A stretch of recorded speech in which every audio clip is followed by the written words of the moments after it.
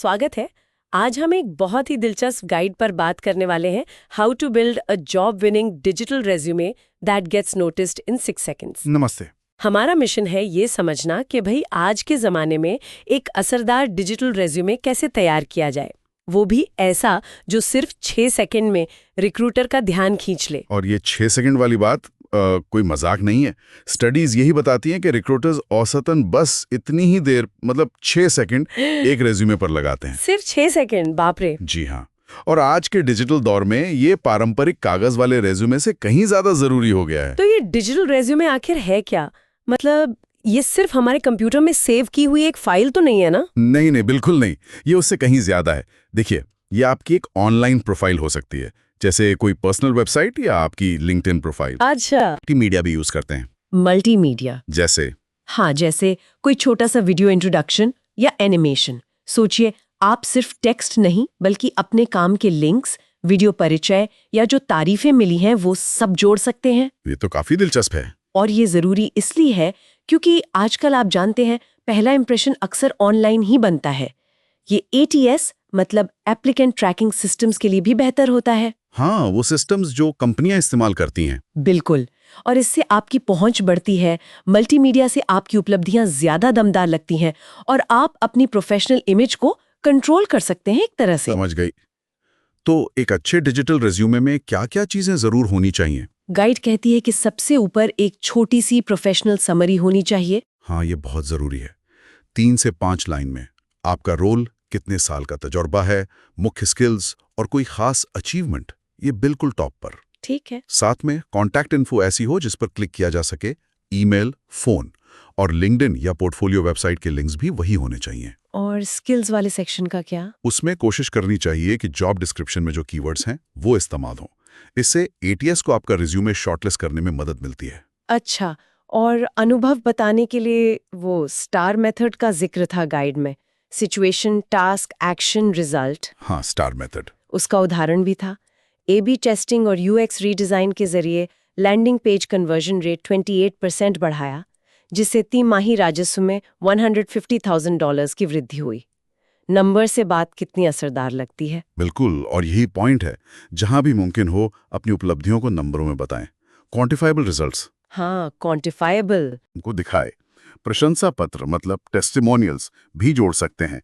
और आजकल वो 60-90 सेकंड का वीडियो इंट्रोडक्शन भी काफी पॉपुलर हो रहा है। ओह, वीडियो इंट्रोडक्शन, ये नया है? हाँ, काफी ध्यान खींचता है। अच्छा, तो इसे बनाने के लिए गाइड में क्या कदम बताए गए?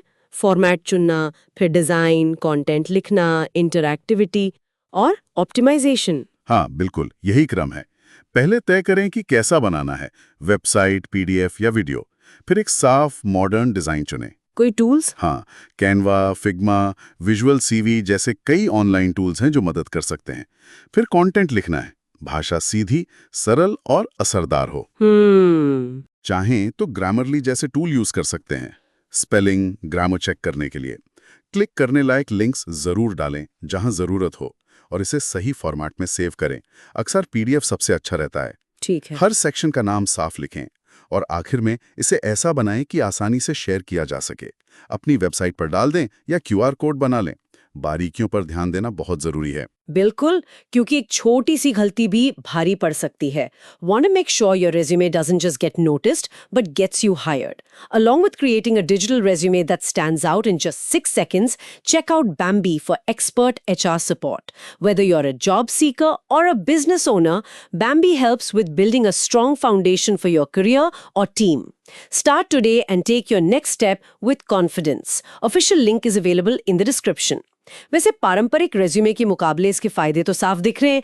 ज्यादा लोगों तक पहुंच सकता है, मल्टीमीडिया इस्तेमाल कर सकते हैं, ATS फ्रेंडली है, अपडेट करना भी आसान है। हाँ, और पर्सनल ब्रांडिंग में मदद मिलती है। ये पर्यावरण के लिए भी थोड़ा बेहतर है, कागज बचता है। सही कहा। हाँ, फायदे तो कई हैं, लेकिन कुछ आम गलतियां हैं जिनसे बचना बहुत जरूरी है।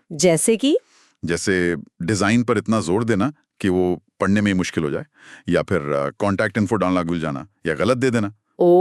ऐसी जानकारी डालना जिसका उस नौकरी से कोई लेना देना ना हो। अपने काम के दावे तो करना, पर कोई सबूत न देना, कोई लिंक, कोई विजुअल। हाँ, ये तो गड़बड़ है। और बहुत ही घिसा पिटा सा करियर ऑब्जेक्टिव लिख देना।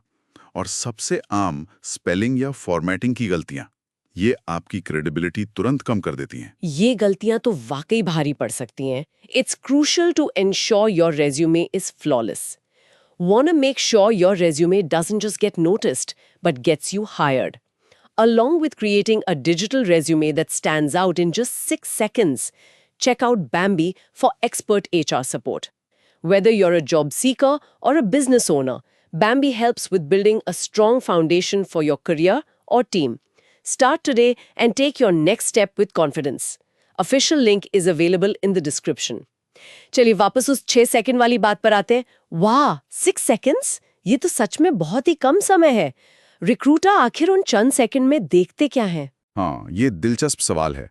आई ट्रैकिंग स्टडीज हुई हैं इस पर। वो बताती हैं कि नज़र सबसे पहले रिज्यूमे के ऊपरी हिस्से पर जाती है, टॉप थर्ड।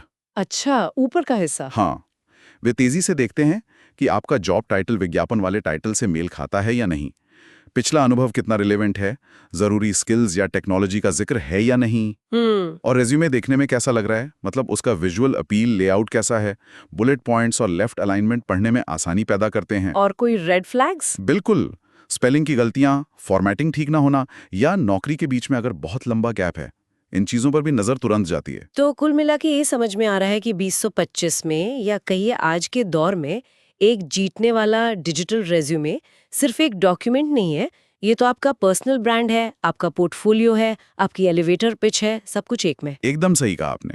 और अगर ये पहले 6 सेकंड में ध्यान नहीं खींच पाया तो शायद इसे दूसरा मौका मिले ही ना। बिल्कुल, ये आपकी प्रोफेशनल कहानी को एक जीवंत इंटरैक्टिव तरीके से बताने का जरिया है। एक और गाइड हमें एक आखिरी सवाल के साथ छोड़ती है सोचने के लिए। क्या सवाल?